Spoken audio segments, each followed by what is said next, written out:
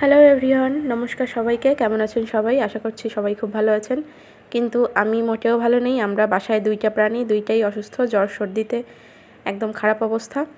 আজকে রান্না করছি খুবই হালকা পাতলা। হালকা পাতলা বললেও ভুল হবে, একদমই হালকা পাতলা না, মোটামুটি বেগুন ভাজি আর হচ্ছে একদম সিম্পল ওয়েতে বিরিয়ানি।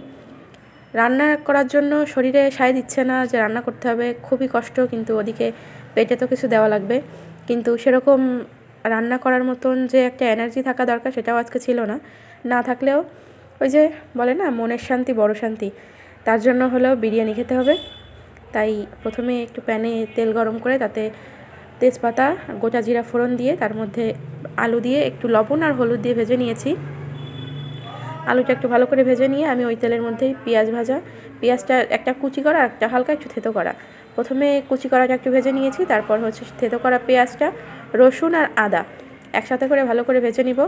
ভেজে তার মধ্যে যে মাংসটা, সেই মাংস 2 টুকরো দিয়ে দিলাম। দিয়ে একটু ভালো করে উল্টে পাল্টে নিতে হবে। উল্টে পাল্টে নিয়ে এর মধ্যে আমি যে রেডি করে রাখা মশলা যা যা ছিল, হলুদ, লবণ, ধনিয়া, জিরা, তারপরে বিরিয়ানির মশলাটা পরে দিয়েছি। এর সাথে একটু জল দিয়ে নিলাম, যা না হলে পুড়ে যাবে মশলাটা। এবার বিরিয়ানি মশলাটা দিয়ে দিলাম 2-3 চামচের মতো, যেহেতু অল্প তাই একটু অল্প দিতে হবে।